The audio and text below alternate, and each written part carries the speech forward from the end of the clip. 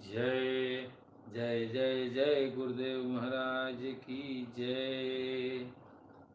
जय।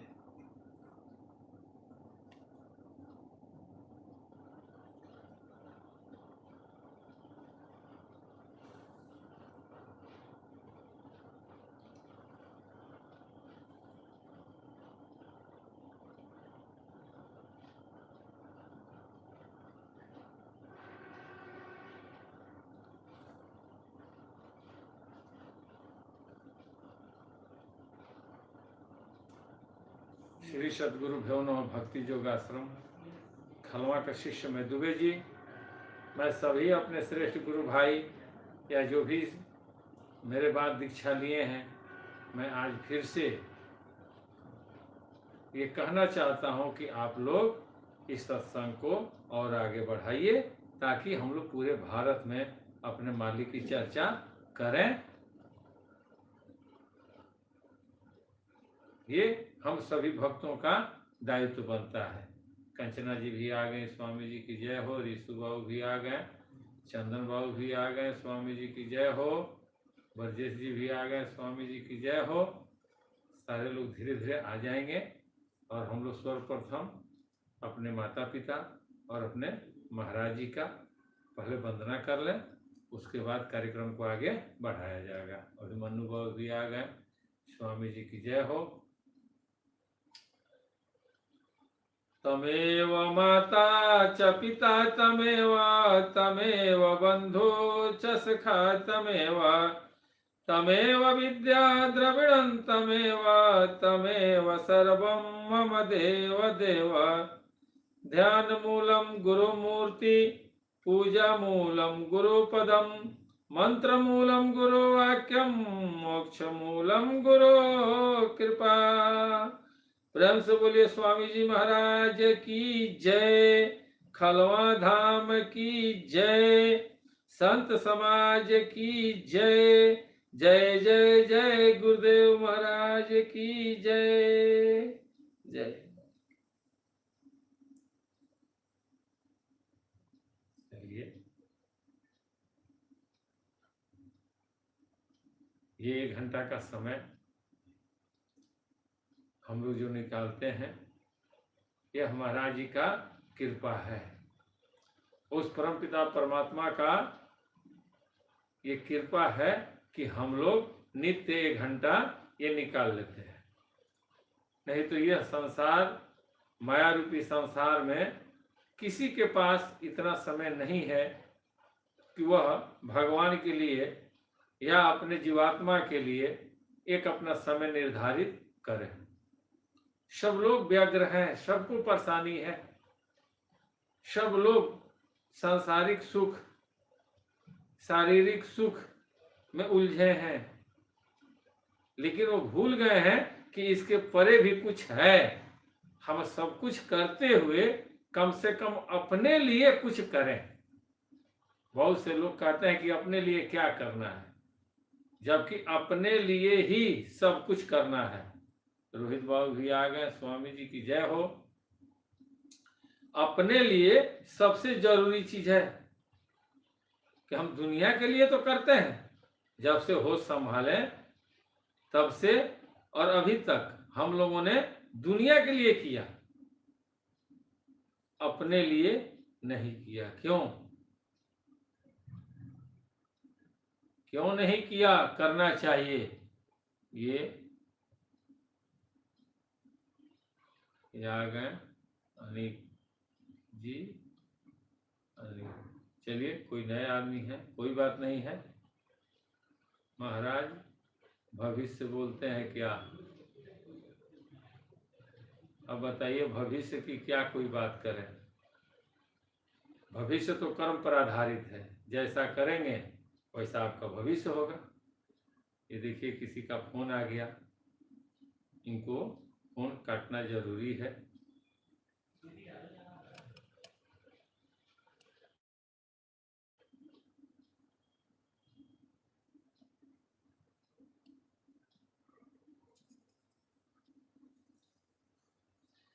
चलिए, फोन काट दिया गया, फ्लाइट मोड में कर दिया गया। भविष्य की चिंता भविष्य की चिंता तब होती है ना कि जब आपका वर्तमान खराब हो। अगर आप अच्छा कर्म करते हैं, आपका वर्तमान अच्छा है, तो भविष्य अच्छा होगा। इसलिए कि संघर्ष वर्तमान है, संकल्प भूत था। हम लोगों ने संकल्प किया था, संघर्ष कर रहे हैं, सफलता अवश्य मिलेगी। कर्म करते रहिए, फल मिलेगा। ऐसा नहीं है कि कर्म का फल नहीं मिलता है, जरूरी चीज है। महाराज जी का कृपा सदैव बनी रहे आप लोगों पर। अपने लिए कुछ कीजिए,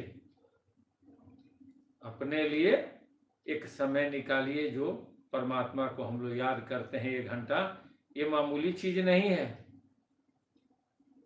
हम क्या कह रहे हैं, आप क्या सुन रहे हैं, अगर आपको अच्छा लगता है तो भी ठीक है, नहीं लगता है तो भी ठीक है। क्यों? अतः आप अपने इष्ट को याद करेंगे। हम एक माध्यम हैं। आप क्या सोच रहे हैं उसको हम नहीं रोक सकते हैं, लेकिन परमात्मा ने एक माध्यम बना दिए कि भाई तुम 1 घंटा बैठो, हमें याद करो। आप जैसे चाहें वैसे याद करें, लेकिन याद कीजिए। अजय बाबू भी आ गए, स्वामी जी की जय हो। कल हम लोग थे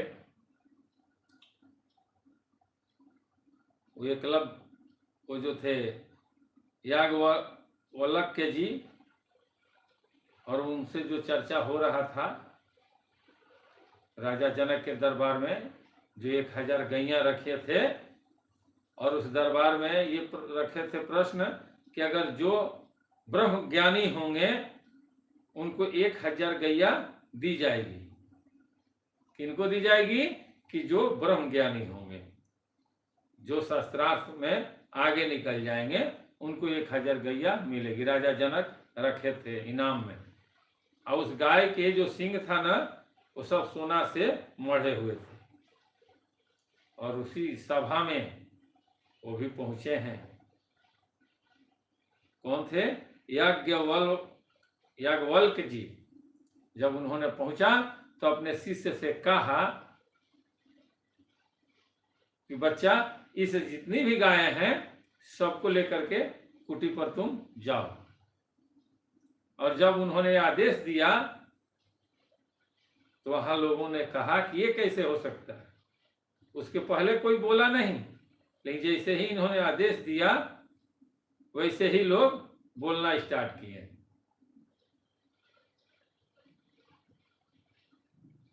कि ये कैसे हो सकता है।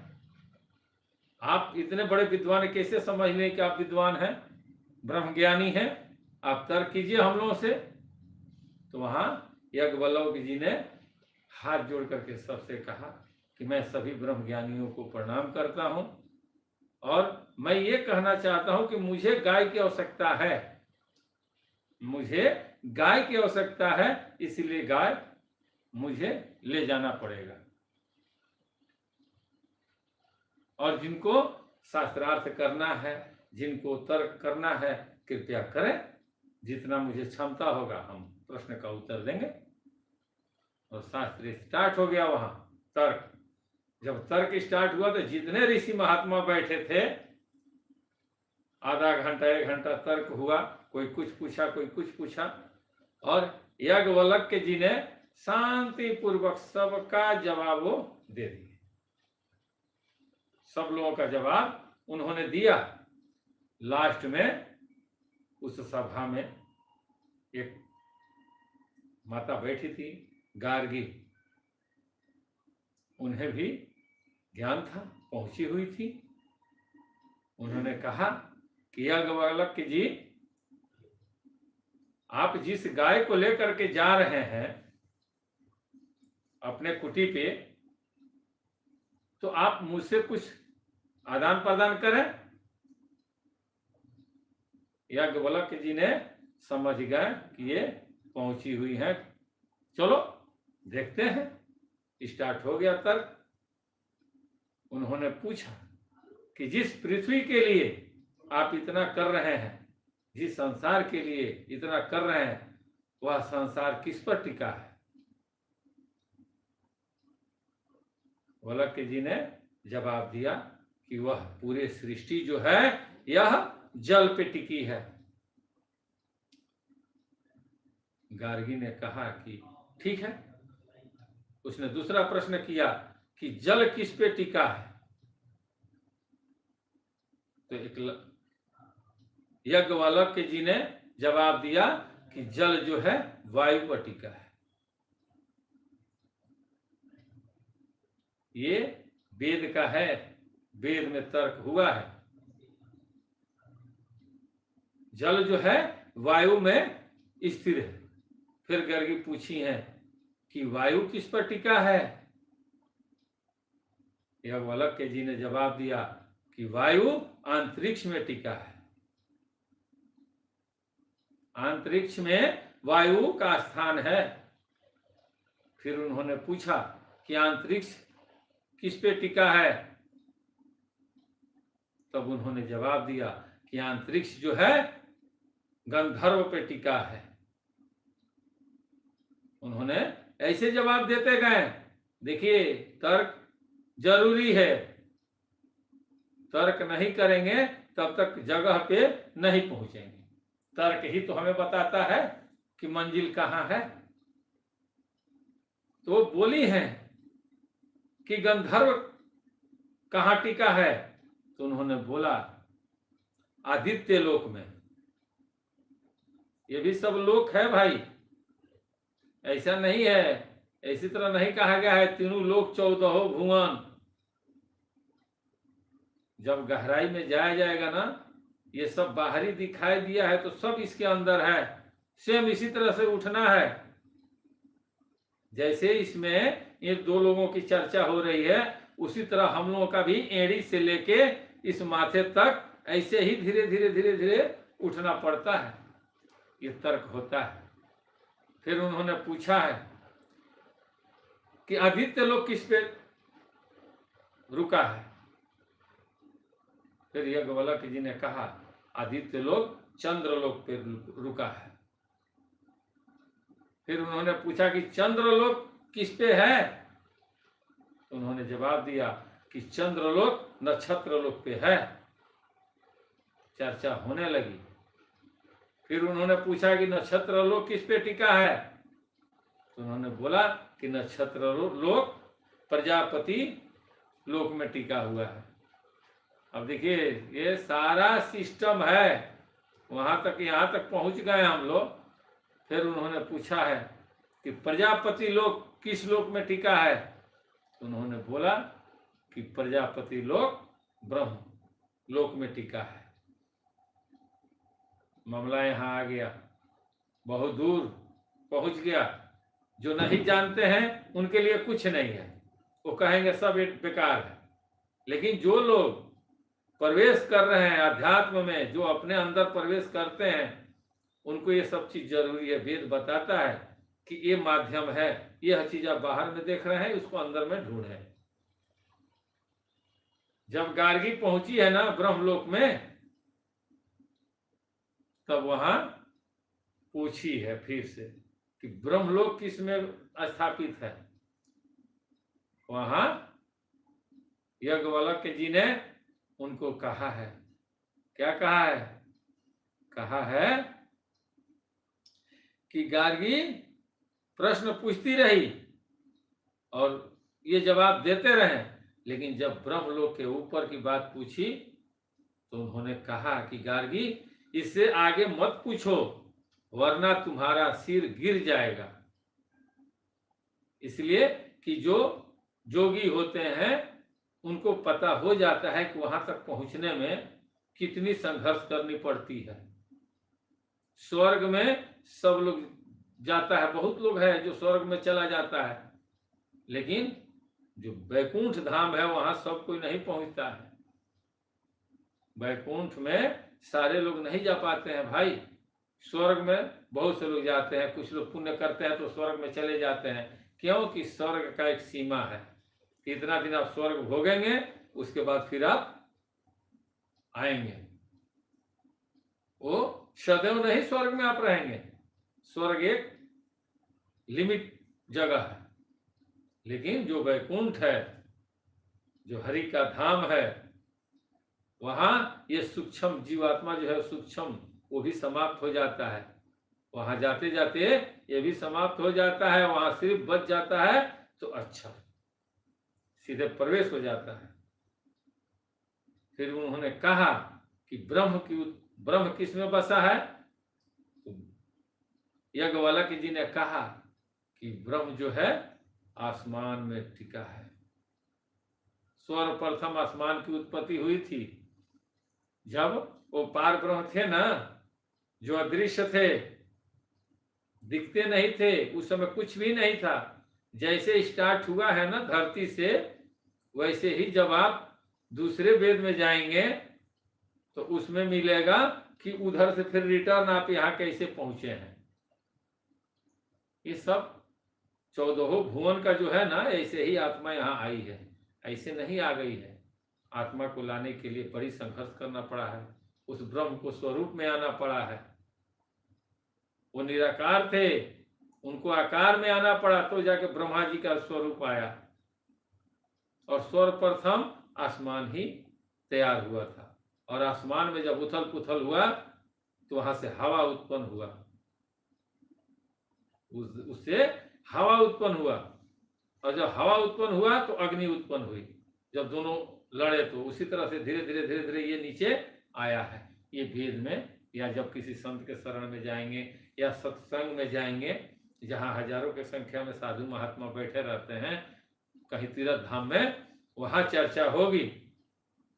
बाकी कहीं नहीं होता है, इसलिए कि उतना गहराई तक कोई नहीं जाना चाहता है। स्वर्ग तक ही सारे लोग लिमिट में रखे हैं कि चलो मरोगे तुम्हारी मुक्ति हो जाएगी। और जो स्वयं को जानता है वो जीते जी मुक्त होता है, वो मरने के बाद मुक्त नहीं होता है, वो जीते जी मुक्ति पा जाते हैं। इसी जन्म में मुक्ति उनको मिल जाएगी। ये नहीं है कि इस जन्म में कुछ किए फिर अगला जन्म में हम जाएंगे इसी मनुष्य योनि में तो हमको कर्म मिलेगा, ऐसा नहीं है। इस जन्म का सुख आपको, अगर आप इस जन्म में अच्छा कर्म किए हैं और उस परम तत्व को नहीं जानते हैं, उस परम धाम तक जाने का व्यवस्था आप नहीं किए हैं, तो फिर यहाँ से जाइएगा ना तो स्वर्ग लोक में जाइएगा। और स्वर्ग लोक में उतना ही दिन रहिएगा जितना दिन आपका अच्छा कर्म है। और जिस दिन आपका अच्छा कर्म वहां समाप्त हो जाएगा तो फिर 84 में आपको वो भेज देंगे। स्वर्ग लोग जो मालिक हैं वो तुरंत यहाँ भेज देंगे।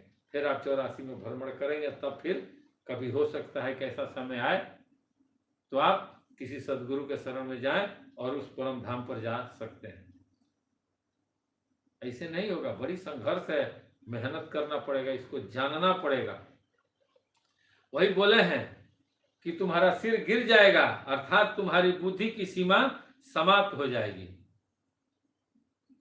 तो वहां गार्गी को समझ में आ गया है कि वो क्या है। तो वह बोले हैं कि वह जो आसमान है वो अक्षर अविनाशी ब्रह्म ही है। जिस तरह से अविनाशी ब्रह्म ही है जो सब में व्याप्त है और जिसका कोई अंत नहीं है। गर्गी ने उनकी श्रेष्ठता स्वीकार की और पूरी सभा को बताया कि याज्ञवल्क्य को शास्त्रार्थ में कोई भी उनसे कोई जीत नहीं सकता है। उन्होंने कहा कि उनसे कोई नहीं जीत सकता है। ये आ गई आरती दीदी, स्वामी जी की जय हो। उन्होंने साक्षात कहा कि कोई जीत नहीं सकता है। राजा जनक ने सम्मान पूर्वक 1000 सोने से लदी गाय महर्षि याज्ञवल्क्य जी को प्रदान की। इस घटना से सिद्ध किया कि ज्ञान केवल रटने में नहीं बल्कि उसे अनुभव करने और उसे गुण रहस्यों को समझने में होता है। सिर्फ कह देने से नहीं होगा, उसको करना पड़ेगा। और कौन कराएंगे? गुरु के माध्यम से ही हम लोग उसको कर सकते हैं। ये जितनी भी चीजें बताई गई है वेद में, ये सब हम ही लोगों से लेकर के व्यास जी ने लिखा है। ब्रह्मा जी के समय से ये है वेद। तो वेद जब पढ़ेंगे ना तो संसार में कौन क्या बात कर रहा है वो समझ में आपको आ जाएगा। इससे जरूरी है कि कुछ जानकारी होना चाहिए। अगर नहीं पढ़ सकते हैं तो संत महात्मा के साथ में घूमिए। कहे है ना कि प्रथम भक्ति संतन कर संगा, दूजा भक्ति कथा प्रसंगा। तो जब संत के संग में जाएंगे तब तो कथा वा कह पाएंगे। और जब संत के संग में रहबे नहीं करेंगे, खाली गाय गोड़ लागे चले आए, गाय गोड़ लागे चले आए, तो कैसे आपको जानकारी होगा बताइए? होगा? नहीं होगा। संत के शरण में रहना पड़ता है। अगर गुरु के पास नहीं रह पाए तो कम से कम अभी भी वक्त है कि जहां भी आप देखें 4 गो साधु महात्मा, वहां बैठें, उनका सेवा करें, उनसे कुछ ज्ञान लें, कुछ प्रश्न करें, जिसका उत्तर वो देंगे, आपको बोध होगा। जहां कहीं भी सुनते हैं कि संत समागम हो रहा है, वहां जाएं। घूमने से ज्ञान होता है, कुएं के मेढक बन जाने से ज्ञान नहीं होगा। अगर जाना है, गोता लगाना है ना, तो सागर में लगाइए, अथाह है, कम से कम उसके गहराई में तो आप जाएंगे। लेकिन अगर एक जगह सीमित रह जाएंगे तो क्या पता कि आपको जो मिला वो सही है कि गलत है। हट करके मान लेंगे कि नहीं सही है, कैसे माना जाए? कोई पूछ दिया, कल के डेट में अगर आपको कुछ हुआ और परमात्मा ने पूछा कि एक बात बताओ, तुम भी तो उसी गुरु के शिष्य थे, तुम भी किसी सदगुरु के शिष्य थे, जो तुम 1 घंटा समय दे रहे थे, तो उसने कहा कि इसको ढूंढिए, अपने आप में जाइए, अपने आप में गोता लगाइए कि हम कौन हैं, हमारी उत्पत्ति कैसे हुई। वो बार बार चिल्लाता था, नित्य चिल्लाता था, 1 घंटा 9 बजे से 10 बजे तक। कभी विचार किया? क्या जवाब देंगे? देना पड़ेगा, वहां कोई कंप्रोमाइज नहीं होती है। इसलिए परमात्मा ने सबको माध्यम बनाए हैं कि इनके माध्यम से आप ये जाने, उनके माध्यम से वो जाने। सब इस दुनिया में, संसार में जितने भी चीजें हैं, सब एक माध्यम है। महाराज जी को परमात्मा ने हम लोगों के लिए बनाकर भेजा था कि जाओ इस मृत्युलोक में सब लोगों को चेताइए। तो उन्होंने हम लोगों को चेताया। तो उनसे जो हमें ज्ञान मिला, क्या इसलिए मिला कि हम अपने अंदर ही उसको समाप्त कर लें? आपन भला भला जग माही, दूसरे के भला भले नहीं। महाराज जी कभी कहत रहनी कि हो हम ये चीज हुआ मिलल बा, तनक हमरे लग रहे दलो। वो तो कहते थे कि हो ये मिला है, इसको देना चाहिए, बांटना चाहिए, लोगों में कल्याण हो, जीव की रक्षा हो। तो क्या उन्हीं के शिष्य हम लोग हैं? हम लोग का दायित्व तो नहीं बनता है? बनता है। हर शिष्य का दायित्व तो बनता है कि अपने गुरु के बताए हुए मार्ग पर चले, चलना भी चाहिए। अब यहां जब गार्गी ने समझा दिया सबको कि नहीं, इनसे कोई शास्त्रार्थ में नहीं जीत सकता है, तो राजा जनक ने उनको वो गाय जब बोले कि ले जाओ, तो वहां एक ऋषि खड़े थे। ऋषि थे जो जिनके अंदर ये था कि नहीं, हम इनसे भी बड़े हैं, हमें हमसे ये युद्ध करें तब हम इनको जाने देंगे। वह खड़े हुए हैं, बोले कि याज्ञवल्क्य जी रुकिए, आप हमारे प्रश्नों का उत्तर दीजिए, और मेरी शर्त है कि अगर आप हमारे प्रश्न का उत्तर दे देंगे तो मैं ये शास्त्रार्थ छोड़ दूंगा और आज से भक्ति लाइन भी मैं छोड़ दूंगा। उन्होंने कहा कि अरे गुरुदेव, इतना बड़ा प्रतिज्ञा मत लीजिए, आपको जो पूछना है पूछिए। उन्होंने सवाल पूछना स्टार्ट किया और याज्ञवल्क्य जी ने शांति पूर्वक उनका प्रश्न का उत्तर देते गए। जब सारे प्रश्न का उत्तर दे दिए तो जानते हैं, वो जो महात्मा थे जिनको ये था कि नहीं हम पूर्ण जानते हैं, वहां धाराशाही हो गए, वो गिर गए। वो समझ गए कि अब इसके आगे कोई शब्द हमारे पास नहीं है, ये वास्तव में ज्ञानी हैं, ब्रह्म ज्ञानी हैं ये। और जब वो गिरे ना वहां, तो याज्ञवल्क्य जी को जानते हैं क्या लगा?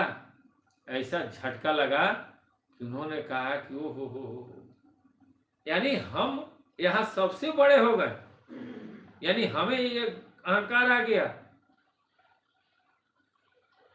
हमारे वजह से इतने लोग, सारे लोग दुखी हो गए कि भाई इनके अंदर इतना ज्ञान है, यानी ज्ञान का अहंकार हमें हो गया। वहीं पे याज्ञवल्क्य जी ने सीधे अपने शिष्य से बोला है कि एक काम करो, गाय को यहाँ रहने दो, चलो अब यहाँ से। याज्ञवल्क्य जी ने गाय को छोड़ दिया राजा जनक के दरबार में ही, और उनको इतना आघात हुआ कि मुझसे इतना बड़ा पाप कैसे हो गया कि मैंने सबसे श्रेष्ठ बनने का प्रयास किया, जबकि सबसे श्रेष्ठ वह पार ब्रह्म है। और उन्होंने वहां से चल दिया, अपने कुटी पर गए। वो उस बच्चे को लेकर अपने कुटी पर चले गए। जब वहां वो गए ना, तो उनकी दो पत्नियां थीं। उनकी दो पत्नियां थीं। कौन कौन थी? उनकी पत्नी का नाम था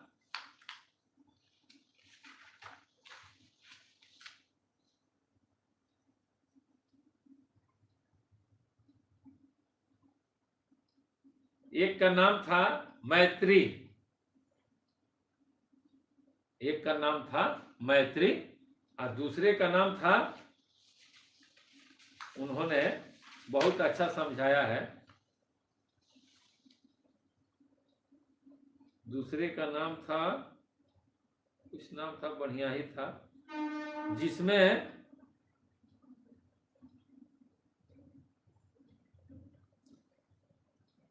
जिसमें जो मैत्री थी ना, वो अध्यात्म को जानती थी।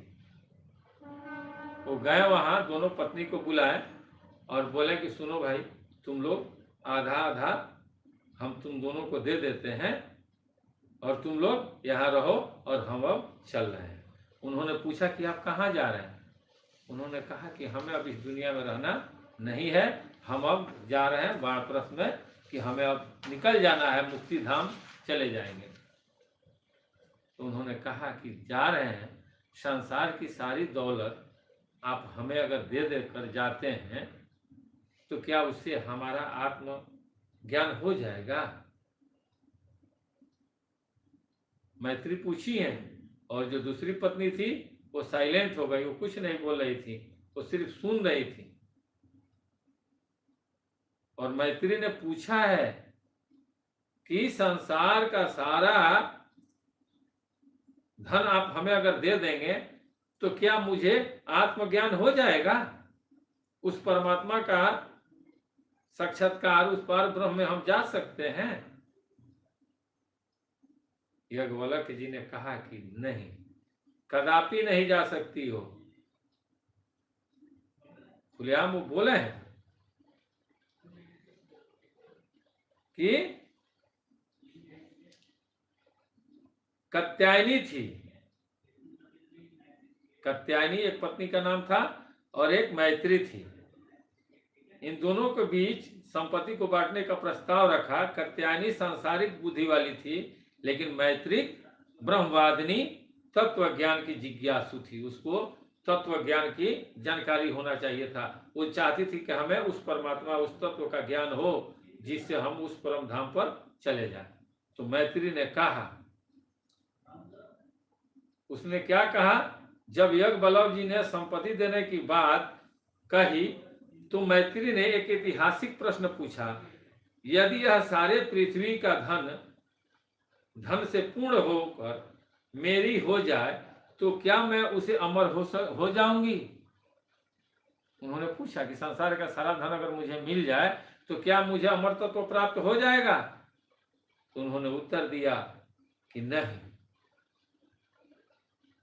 इससे नहीं हो सकता है। कैसे होगा?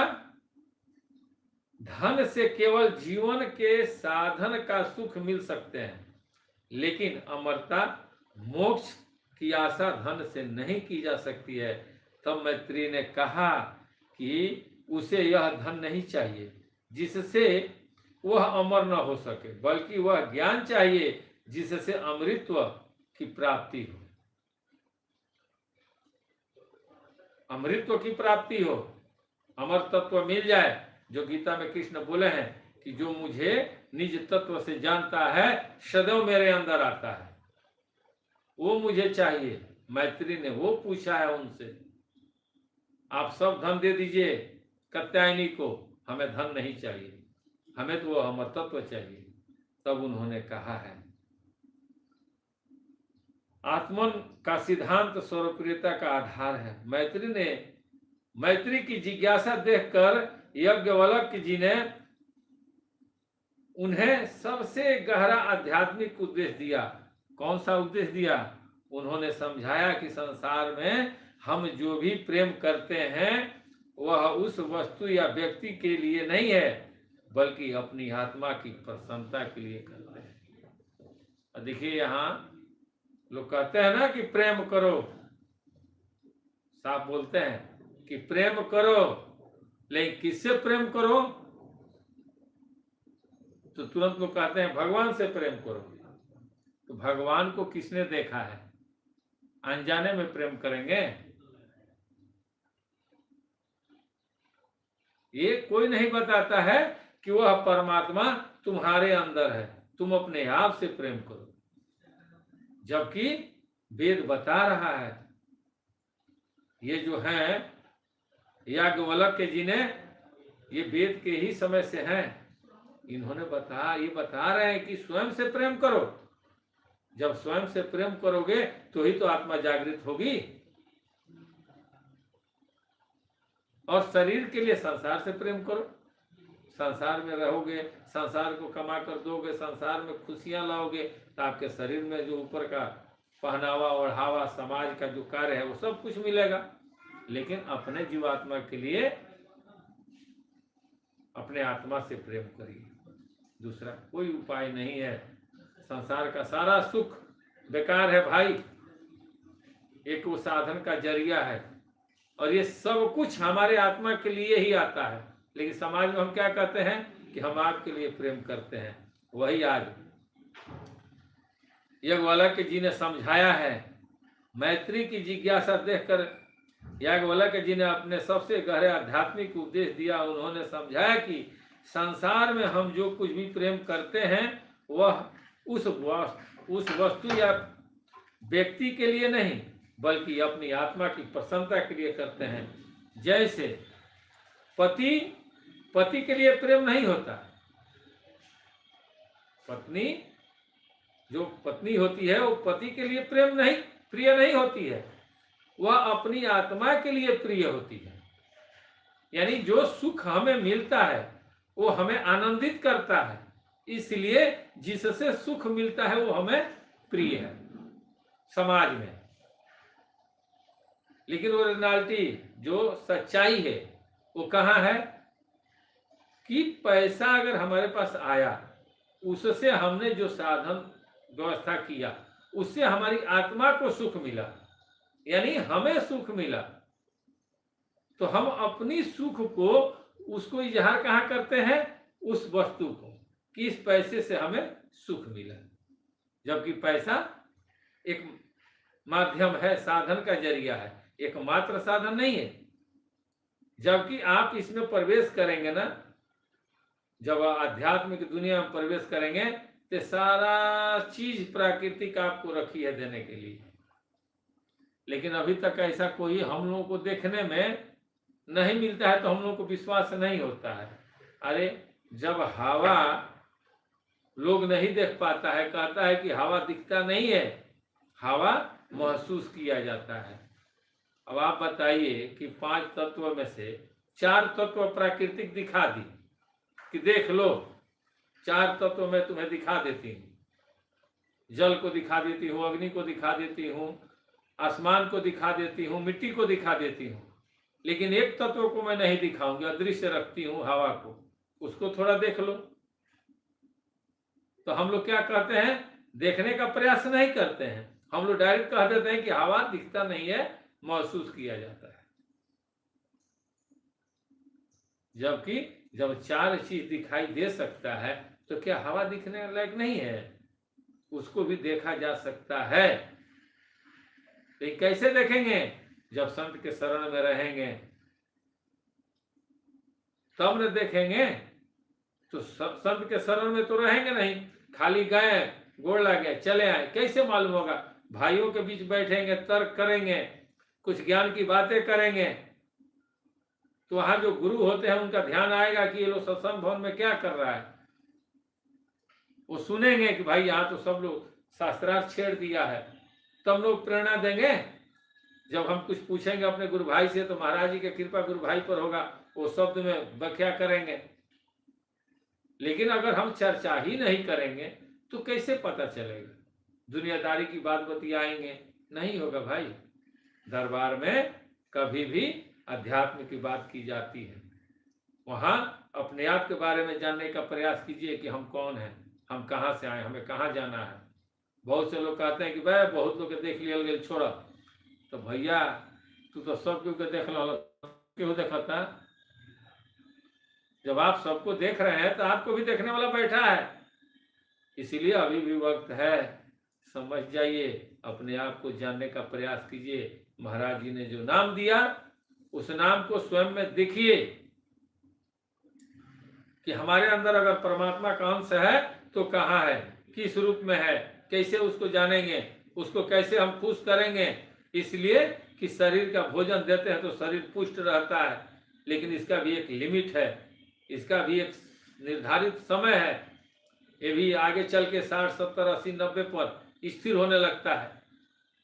हम नहीं दे पाते हैं इसके योग्य। ऐसा क्या चीज है जो 100 साल के बाद भी वो एकदम खुश रहे? उसके बारे में ढूंढिए कि वो परम तत्व क्या है। महाराज जी ने जो नाम दिया उस नाम में क्या है पावर, उस पावर को समझिए और जीवात्मा को जागरूक कीजिए। अपने गुरु भाई, अपने साधु महात्मा के बीच बैठ करके चर्चा कीजिए। ज्ञान होगा तो ही आपका कल्याण होगा, नहीं ज्ञान होगा तो नहीं होगा। और ज्ञान होने का मेन कारण है भजन। जब आपका भजन होगा, जब भजन पर बैठेंगे तो मालिक का कृपा होगा आप पर। और ऐसा होता है, भजन से ही सब कुछ होता है। जब भजन आपका सही होगा तो मालिक आपको जोग जुक्ति में प्रवेश करा देंगे। ऐसे ही महाराज जी खलवा धाम पर नहीं लिखवा दिए हैं कि श्री सदगुरु भ्यो नमः भक्ति जोगाश्रम खलवा। बहुत लोग अभी सीधे यही बोलते हैं कि श्री सतगुरु भ्यो नमः भक्ति योगाश्रम खलवा। हमने एक बार 4 बार भेजा था एक आदमी को देखने के लिए कि जाकर देखिए क्या लिखा है, और 4 बार वो आए और वही बोले। लास्ट में 5वां बार हम कहें कि आपको गुस्सा आ रहा है ना, लेकिन इस बार स्थिर से जाकर देखिए। जब स्थिर से गए तो देखत आकर बोले कि हाँ भैया हमसे गलती हुआ था, हम आते जाते में व्यग्र हो गए थे, इसीलिए हमको समझ में नहीं आया। महाराज जी ने छोड़ा नहीं है, सब कुछ दिए हैं। ये पता चलेगा कब? कि जब आप लोगों का साथ मिलेगा और जब यह सत्संग आगे बढ़ेगा। और जिस दिन आएगा कॉल कि भाई चलो, अभी आए थे लोग रोहतास से, वहाँ से फ़ोन आया हमारे पास कि हम लोग आ रहे हैं। हम बोले कोई बात नहीं, आप लोग आइए, तो रास्ता बताइए। हमने रास्ता ही बताया, वो लोग आए थे, दर्शन करके गए। तो जो जानते हैं वो जानते हैं कि हाँ महाराज जी क्या थे। किसी शब्द के शरण में आप जाएंगे, जब चर्चा करेंगे ना तो बता देंगे कि हाँ वो क्या थे, पूर्ण थे कि नहीं थे। अरे जब उनका शिष्य इतना अपने अंदर ये विश्वास रखता है कि महाराज जी कहीं पे हमको डिमोरलाइज नहीं होने देंगे, कहीं पे हमको फंसा नहीं सकते हैं, तो आपको कैसे फंसाएंगे भाई? जबकि हम इतना घूम रहे हैं चारों तरफ, आज के डेट में भी घूमते हैं, साधु महात्मा की टोली में जाते हैं, कहीं कहीं सत्संग होता है वहां भी जाते हैं, लेकिन गुरु की चर्चा करते हैं। सबसे बड़ा कर्म है गुरु की चर्चा, यह 1 घंटा। उन्होंने कहा कि पत्नी पत्नी के लिए प्रिय नहीं होती, बल्कि अपनी आत्मा के लिए प्रिय होती। और इसी प्रकार पुत्र, धन और लोग, ये सभी हमें इसलिए प्रिय हैं क्योंकि इनमें हमारी आत्मा का वास है। इसमें हम अपनी जो हमारी आत्मा है ना, उसका इसमें वास है और इससे हमें आत्मा की तृप्ति होती है, इसलिए ये हम प्रेम करते हैं। आत्म साक्षात्कार का मार्ग याज्ञवल्क्य जी ने उपदेश का सार देते हुए कहा कि आत्मा या अरे दृष्टि श्रोतोभ्यो मंतोभ्यो निधिध्याय या शीतव्यो, अर्थात हे मैत्री, यह आत्मा ही देखने योग्य है, सुनने योग्य है, मनन करने योग्य है और ध्यान करने योग्य है। उनका कहना था कि जब कोई व्यक्ति आत्मा को जान लेता है तो वह पूरे ब्रह्मांड के रहस्य को जान लेता है। जैसे वीणा के बजने पर उसके अलग अलग शब्दों को पकड़ा जा सकता है, बल्कि वीणा को पकड़ लिया जाए तो सब शब्द पकड़ में आ जाते हैं। वैसे ही आत्मा को जानने पर सब कुछ ज्ञान हो जाएगा। अरे आत्मा को जब हम जानेंगे, अपने जीव को जानेंगे महाराज जी के माध्यम से, तो ये जीवा जिसमें है और वहां तक जब पहुंचेंगे तो किस माध्यम से पहुंचेंगे? सब कुछ देखते हुए पहुंचेंगे ना। ये तत्व जो है सबको हटाना स्टार्ट करेंगे ना, तभी तो उस गहराई में जाएंगे। बगैर इसको हटाए हम कैसे जा सकते हैं उस गहराई में? जब तक हमें तत्व का ज्ञान नहीं होगा तब तक हम कैसे पहुंचेंगे? वही चीज याज्ञवल्क्य जी ने कहा कि आत्मा का साक्षात्कार का मार्ग जब तक स्वयं को नहीं जानेंगे तब तक कुछ भी नहीं हो सकता है। और वही कह रहे हैं अंत में याज्ञवल्क्य जी समझाते हैं कि मृत्यु के बाद कोई विशेष संज्ञा नाम रूप नहीं रहती। जब तक दैवत दूसरा है तब तक एक दूसरे को देखता है, सूंघता है और सुनता है, या लेकिन जब सब कुछ आत्मा ही हो गया तो कौन किसे देखेगा? यही मोक्ष की अवस्था है। निष्कर्ष क्या निकलता है? यह संवाद सिद्ध करता है कि ज्ञान किसी लिंग का मोहताज नहीं है। मैत्री ने भौतिक सुखों को टुकराकर परम सत्य को चुना। यह हमें सिखाता है कि स्वयं आत्मा को जानना ही संसार का सबसे बड़ा पुरुषार्थ है। सबसे बड़ा पुरुषार्थ वही है कि स्वयं को जानना, यानी एक साधे सब साधे, सब साधे सब जाए। सब लोग यही कहते हैं कि स्वयं को जान लो। स्वयं को जान लोगे तुम्हारा कल्याण हो जाएगा। महाराज जी भी इसी बात को कहते थे कि हो यही नमुआ के ब्रह्मा विष्णु महेश, ये सारा लोग जपल हो। यही नमुआ से विष्णु ब्रह्मा जी सृष्टि की रचना कैनी, यही नमुआ से विष्णु भगवान पालनहार बनी, यही नमुआ के जप के शंकर भगवान अमर हो गई। ते नमुआ के जाने के परिनु कि नमुआ के उत्पत्ति केंगा भइल बा, कहाँ से भइल बा, तो जब वो गहराई में जाई तब न पता चली। ये सबसे जरूरी चीज है। अब आइए हम लोग कल थे वहां। असुर सेन सम नरक निकंदनी असाधु विभूद कुल हित गिरिन देनी असंत समाज पयोधि रमासी आ विश्व भार भर अचल क्षमा सी। यह राम कथा असुरों की सेनाओं के समान नरकों का नाश करने वाली और साधु रूपी देवताओं के कुल का हित करने वाली पार्वती दुर्गा है। यह संत समाज रूपी श्री क्षीर समुद्र के लिए लक्ष्मी जी के समान है और संपूर्ण विश्व का भार उठाने में अचल पृथ्वी के समान है। ये रामायण में गोस्वामी तुलसीदास जी कह रहे हैं कि यह जो हमारा शरीर का संतुलन जो है ना, ये ऐसे ही नहीं है।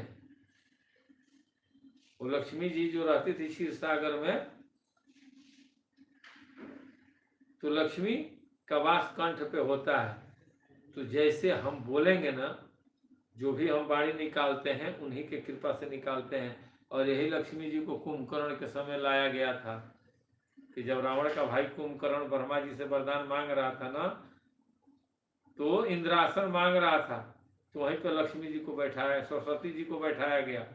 जबकि ये 9 बहन जो है नवरात्रि में, 7 बहन है ना, तो ये सारे लोग अलग अलग रूप में हैं, लेकिन इनका जड़ क्या है? एक शक्ति।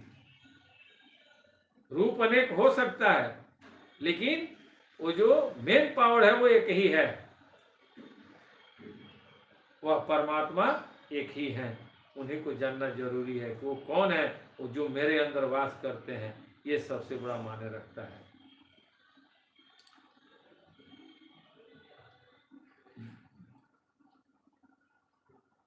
अब देखिए क्या कह रहे हैं, जमगन मुह मसी जग जमुनासी, आजीवन मुक्ति हेतु जनु काशी, राम ही प्रिय पावनी तुलसी सी, आ तुलसीदास हित हिये हुलसी सी। यमदूतों के मुख पर कालिख लगाने के लिए यह जगत में जमुना जी के समान है, और जीवों को मुक्ति देने के लिए मानो काशी ही है। यह श्री राम जी को पवित्र तुलसी के समान प्रिय है, और तुलसीदास के लिए हुलसी तुलसीदास जी की माता के समान हृदय में हित करने वाली है। शिव प्रिय में कल शैल सुतासी, सकल सिद्ध सुख संपत्ति राशि, सदगुण सुरगन अम्ब अदिति सी, रघुवर भगत प्रेम परमिति। यह राम कथा शिव जी को नर्मदा जी के समान प्यारी है। यह सब सिद्धियों की तथा सुख संपत्ति की राशि है। सद्गुण रूपी देवताओं की उत्पन्न और पालन पोषण करने के लिए माता अदिति के समान है। श्री रघुनाथ जी की भक्ति और प्रेम की परम सीमा सी है। अब यहाँ देखिए वो बोल रहे हैं गोस्वामी तुलसीदास जी, माता अदिति के समान है। अदिति माता कौन थी? सूर्य की माता। और सूर्य भगवान क्या है? सूर्य और चंद्रमा से प्राकृतिक उत्पत्ति होती है। अगर सूर्य चंद्रमा न रहे तो प्राकृतिक समाप्त हो जाएगी। अब विचार कीजिए कि जो हम लोग शुरू में वह ब्रह्म ज्ञानी जो थे याज्ञवल्क्य जी ने जो कहा, वो यहाँ सामने गोस्वामी तुलसीदास जी दर्शा रहे हैं। क्या कह रहे हैं कि अदिति, उन्होंने कहा है ना कि अदिति है, अदिति के समान है, माता अदिति के समान है। क्यों? तो अदिति के पुत्र सूर्य जो कश्यप ऋषि के पत्नी थी ना, इनकी उत्पत्ति कब हुई थी अदिति की? आखिर ब्रह्मा जी के आने के बाद ही तो कश्यप ऋषि जो सप्त ऋषि उत्पन्न हुए थे। अब आप बताइए कि ब्रह्मा जी के आने के बाद जब ये लोग उत्पन्न हुए और इन लोगों से सूर्य और चंद्रमा उत्पन्न हुए, ऋषि कश्यप और अदिति, ये किनके थे? अदिति किनके घर थी? उसके बाद ना सूर्य की उत्पत्ति हुई। तो पहले ये था ना। अब कोई कहे कि नहीं ये गलत है, तो सही क्या है? जब शास्त्र बताते आ रहा है कि सूर्य चंद्रमा इन लोगों के बाद उत्पन्न हुए हैं, तो यानी सृष्टि इन लोगों के आने के बाद ही उत्पन्न हुई है। जो सप्त ऋषि थे, राजा दक्ष प्रजापति थे, उनके बाद ही ये सब सृष्टि हुई है। इससे साबित होता है कि पृथ्वी की स्टार्टिंग जो याज्ञवल्क्य जी ने और गर्गी से जो तर्क हुआ है वह वहां तक तो पहुंचा रहा है ना। तो ये दोनों मिल रहा है, रामायण और वेद दोनों एक साथ मिल रहा है कि नहीं। इसमें भी तो उनका चर्चा हुआ है अदिति का, और अदिति के पुत्र सूर्य है। तो वही वो बोल रहे हैं ना, तो इसको मानना पड़ेगा भाई, ऐसा नहीं है कि नहीं मानना पड़ेगा। राम कथा मंदाकिनी चित्रकूट चित चारु आ तुलसी सुभग स्नेह बन सिय रघुवीर निहार बिहारू।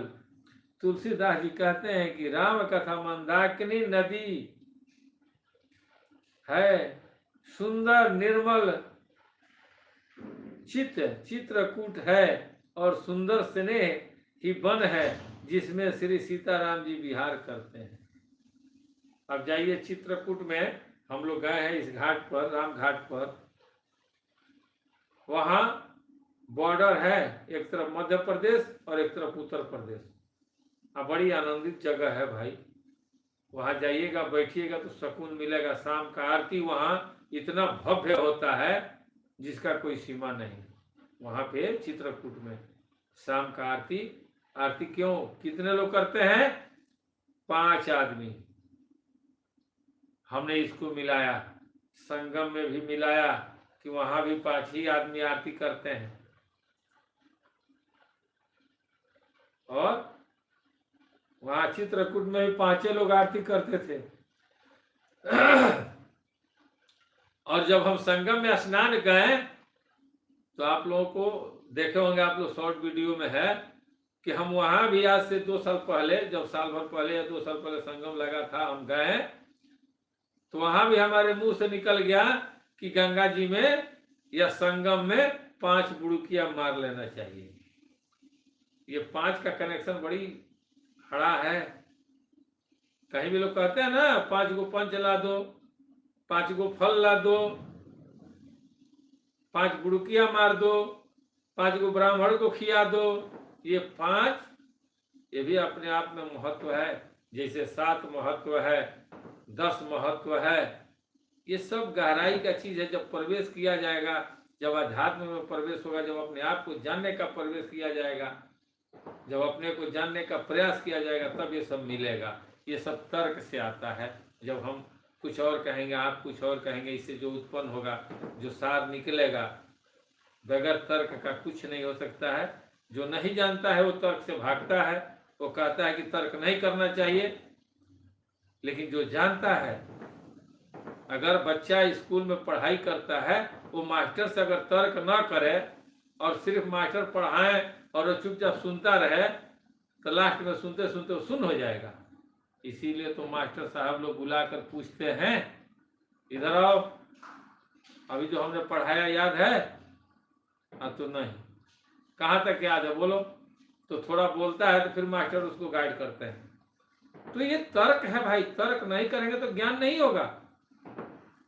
गीता में कृष्ण बोले हैं, आप लोग देखिएगा, द्रोणाचार्य जब वध हुआ है ना, ये एपिसोड निकाल कर देखिएगा, उसमें है, वो बोले हैं कि तर्क की भूमि से विश्वास रूपी बीज ही वृक्ष होता है अर्जुन।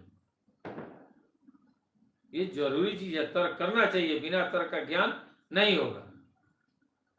प्रेम से बोलिए स्वामी जी महाराज की जय, खलवा धाम की जय हो।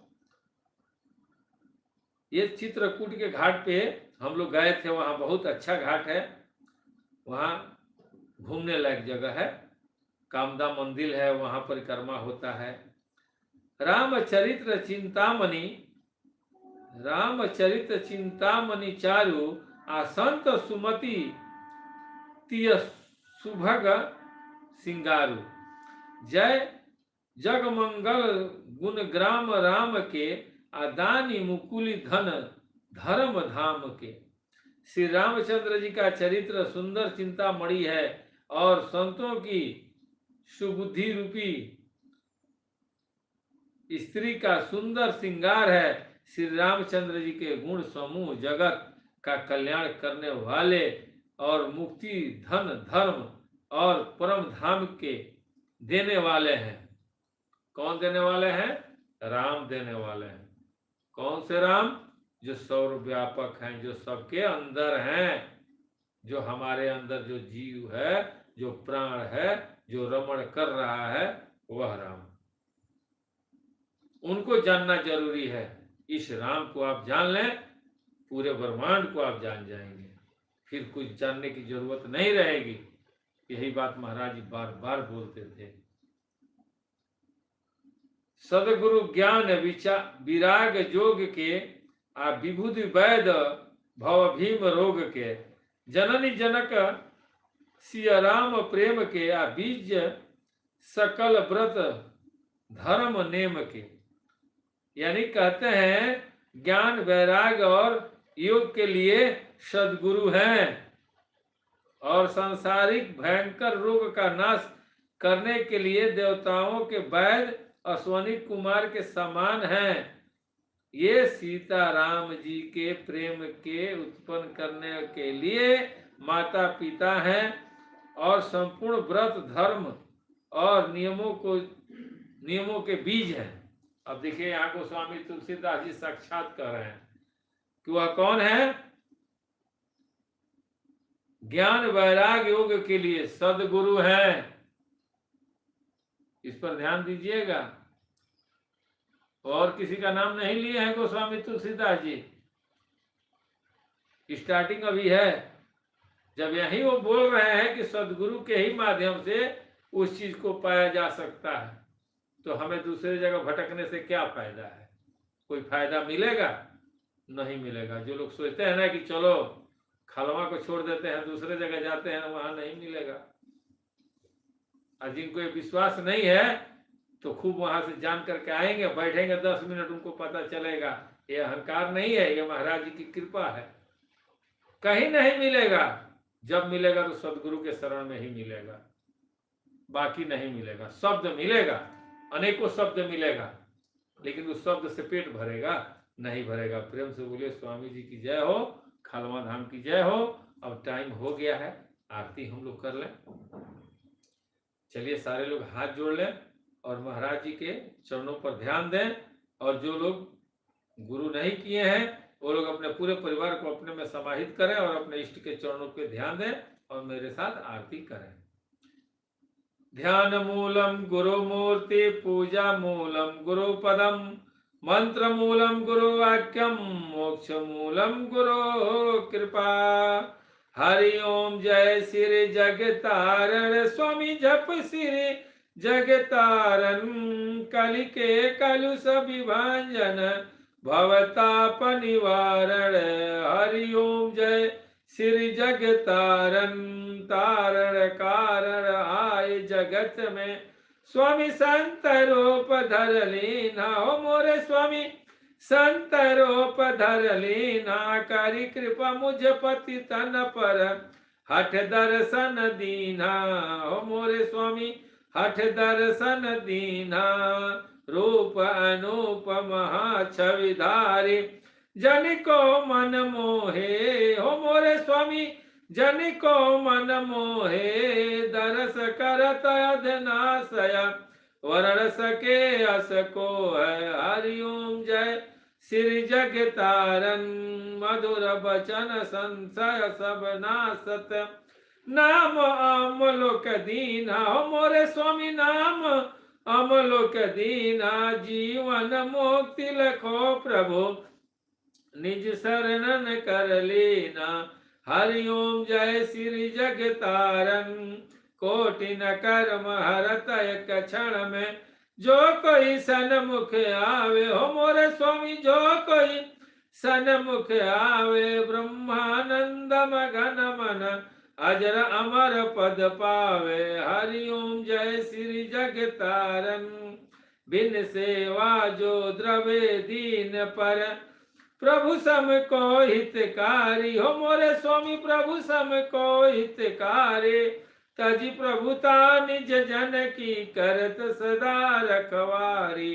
हरि ओम जय श्री जगतारण, मुनि अवतार सकल सुर माया, प्रभु आज्ञा सिरधारी। हो मोरे स्वामी प्रभु आज्ञा सिरधारी, पावन हुए पतित जग आके शरण तुम्हारी। हरि ओम जय सिर जग तारन नाना कर्म धर्म मति प्रगटे संत भेष किए धारण हो मोरे स्वामी संत भेष किए धारण सो संशय सब नाश किए जय हो अधम उदाहरण हरिओम जय श्री जग तारन नाम तत्व और शब्द सनातन गुरु जी को ही जाने हो मोरे स्वामी गुरु जी को ही जाने गुरु बिन और न दूजा हितकारी कहु मानो हरिओम जय श्री जग तारन आरत हरण पतित पावन कहे संत निगम धारी हो मोरे स्वामी संत निगम धारी असरण सरल दया निधि की हो महिमा धारी हरिओम जय श्री जग तारन सगुण ब्रह्मानादि सनातन श्री सदगुरु जी के हो मोरे स्वामी श्री सदगुरु जी के आरती करत पतित रखहु लाज निज मन के हरिओम जय श्री जग तारन हरिओम जप श्री जग तारन स्वामी जप श्री जग तारन कलि के कलुष विभंजन भवताप निवारण हरिओम जय श्री जग तारन तमेव माता च पिता तमेव बंधो च सखा तमेव विद्या द्रविणं तमेव सर्वं मम देव देव। प्रेम से बोलिए स्वामी जी महाराज की जय, खलवा धाम की जय, संत समाज की जय। जय जय जय गुरुदेव महाराज की जय जय। चलिए अच्छा है, जितना हो रहा है करना चाहिए। कहते हैं ना, आज की मुलाकात तो बस इतनी, चाहे आप कल कर लीजिएगा बात जितनी। जय खलवा धाम।